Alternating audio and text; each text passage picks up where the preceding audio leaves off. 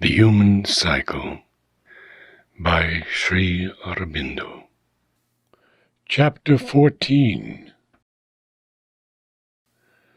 The Supra-Rational Beauty. Religion is the seeking after the spiritual, the supra-rational, and therefore in this sphere the intellectual reason may well be an insufficient help, and find itself not only at the end, but from the beginning, out of its province, and condemned to tread, either diffidently, or else with a stumbling presumptuousness, in the realm of a power and a light higher than its own. But in the other spheres of human consciousness and human activity, it may be thought that it has the right to the sovereign place, since these move on the lower plane of the rational and the infinite, or belong to that borderland where the rational and the infrarational meet, and the impulses and the instincts of man stand in need, above all, of the light and the control of the reason.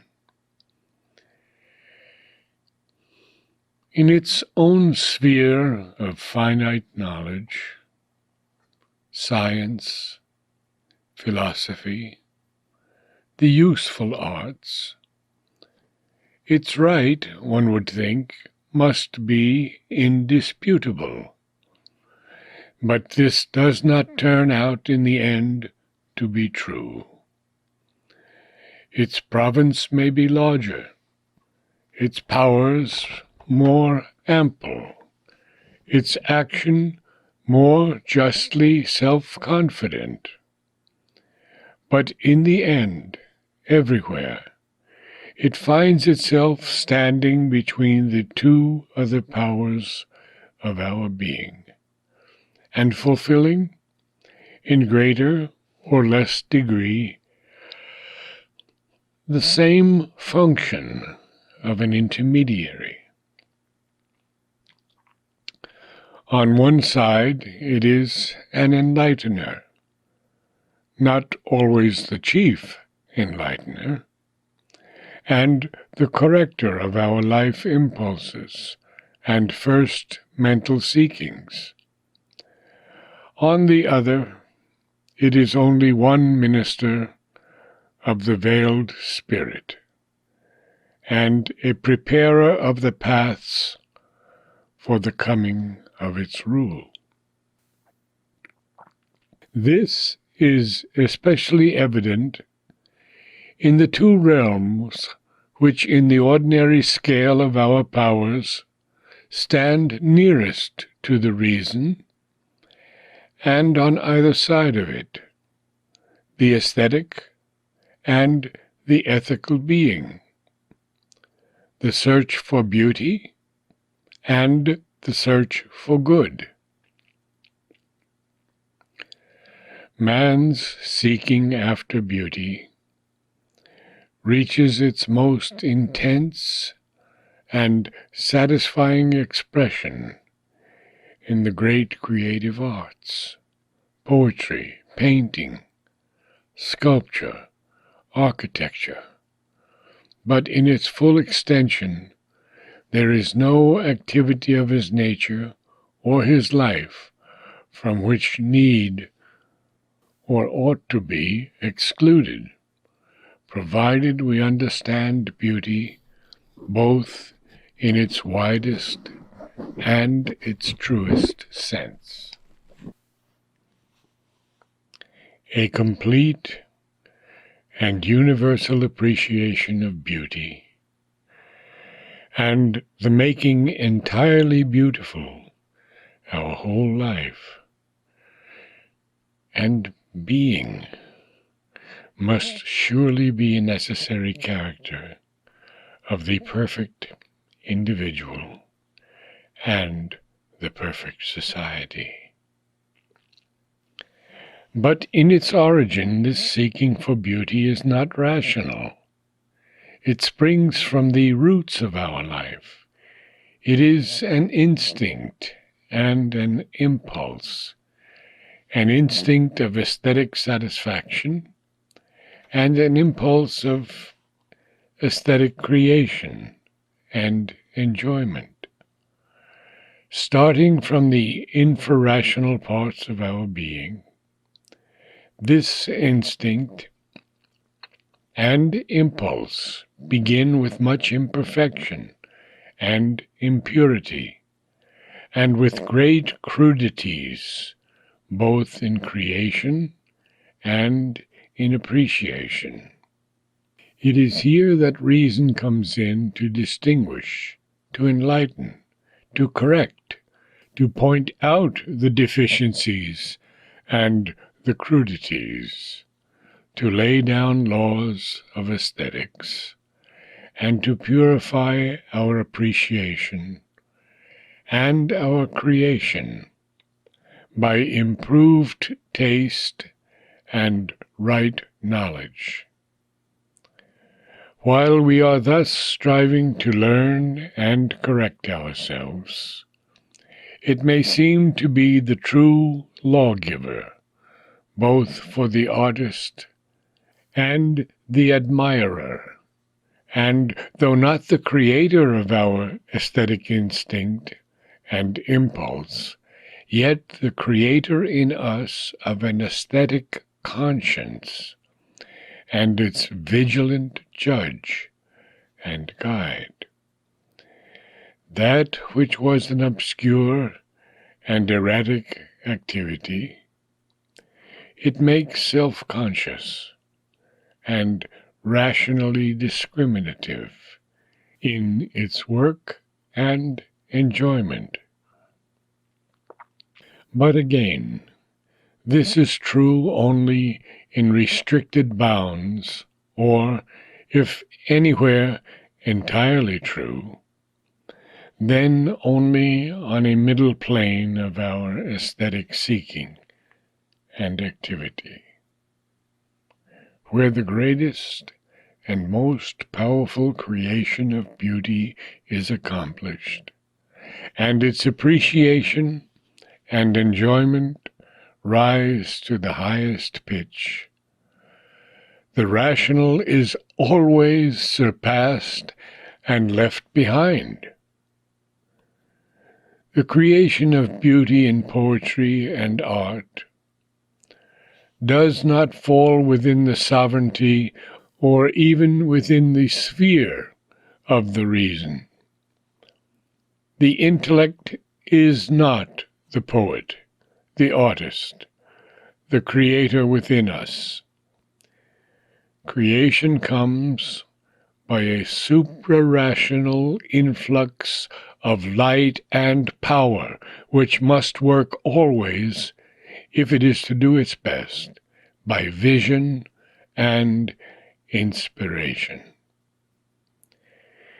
It may use the intellect for certain of its operations, but in proportion as it subjects itself to the intellect, it loses in power and force of vision, and diminishes the splendor and the truth of the beauty it creates. The intellect may take hold of the influx, moderate and repress the divine enthusiasm of creation, and force it to obey the prudence of its dictates. But in doing so, it brings down the work to its own inferior level, and the lowering is in proportion to the intellectual interference. For by itself, the intelligence can only achieve talent, though it may be a high and even, if sufficiently helped from above, a surpassing talent. Genius, the true creator, is always supra-rational in its nature and its instrumentation, even when it seems to be doing the work of the reason. It is most itself, most exalted in its work, most sustained in the power, depth, height, and beauty of its achievement, when it is least touched by, least mixed with any control of the mere intellectuality, and least often drops from its heights of vision and inspiration into reliance upon the always mechanical process of intellectual construction. Art creation, which accepts the canons of the reason and works within the limits laid down by it, may be great, beautiful, and powerful. For genius can preserve its power even when it labors in shackles and refuses to put forth all its resources. But when it proceeds by means of the intellect, it constructs, but does not create. It may construct well, and with a good and faultless workmanship, but its success is formal and not of the spirit, a success of technique and not the embodiment of the imperishable truth of beauty, seized in its inner reality, its divine delight, its appeal to a supreme source of ecstasy, Ananda. There have been periods of artistic creation, ages of reason, in which the rational and intellectual tendency has prevailed in poetry and art. There have even been nations which, in their great formative periods of art and literature, have set up reason and a meticulous taste as the sovereign powers of their aesthetic activity. At their best, these periods have achieved work of a certain greatness, but predominantly of an intellectual greatness and perfection of technique, rather than achievements of a supreme, inspired, and revealing beauty. Indeed, their very aim has been not the discovery of the deeper truth of beauty, but truth of ideas and truth of reason, a critical rather than a true creative aim. Their leading object has been an intellectual criticism of life and nature, elevated by a consummate poetical rhythm and diction, rather than a revelation of God and man and life and nature in inspired forms of artistic beauty. But great art is not satisfied with representing the intellectual truth of things, which is always their superficial or exterior truth. It seeks for a deeper and original truth, which escapes the eye of the mere sense or the mere reason. The soul in them the unseen reality, which is not that of their form and process, but of their spirit. This it seizes and expresses by form and idea, but a significant form, which is not merely a faithful and just or a harmonious reproduction of outward nature, and a revelatory idea, not the idea which is merely correct, elegantly right, or fully satisfying to the reason and taste. Always the truth it seeks is first and foremost the truth of beauty. Not again the formal beauty alone, or the beauty of proportion and right process, which is what the sense and the reason seek, but the soul of beauty, which is hidden from the ordinary eye and the ordinary mind, and revealed in its fullness only to the unsealed vision of the poet and artist in man, who can seize the secret significances of the universal poet and artist, the divine creator, who dwells as their soul and spirit in the forms he has created. The art creation, which lays a supreme stress on reason and taste, and on perfection and purity of a technique constructed in obedience to the canons of reason and taste, claimed for itself the name of classical art. But the claim, like the too trenchant distinction on which it rests, is of doubtful validity.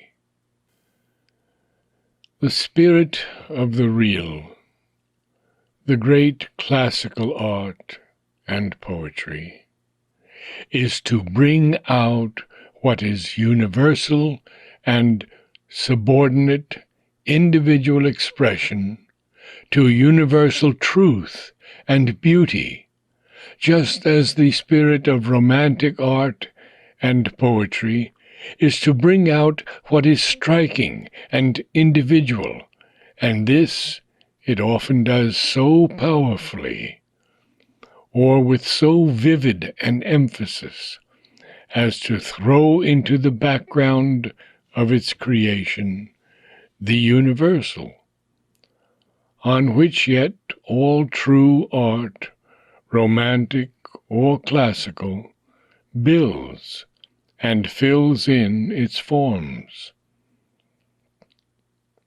In truth, all great art has carried in it both a classical and a romantic, as well as a realistic element. Understanding realism in the sense of the prominent bringing out of the external truth of things, not the perverse, inverted romanticism of the, quotes, real, end quotes, which brings into exaggerated prominence the ugly, common, or morbid, and puts that forward as the whole truth of life. The type of art to which a great creative work belongs is determined by the prominence it gives to one element and the subdual of the others into subordination to its reigning spirit. But classical art also works by a large vision and inspiration, not by the process of the intellect. The lower kind of classical art and literature, if classical it be, and not rather, as it often is, pseudo-classical, intellectually imitative of the external form and process of the classical, may achieve work of considerable, though a much lesser power, but of an essentially inferior scope and nature. For to that inferiority it is self-condemned by its principle of intellectual construction.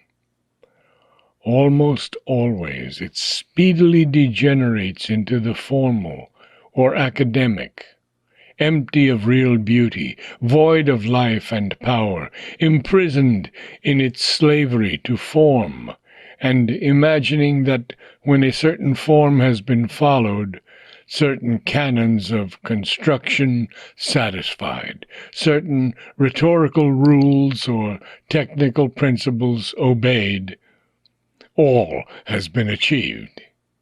It ceases to be art and becomes a cold and mechanical workmanship.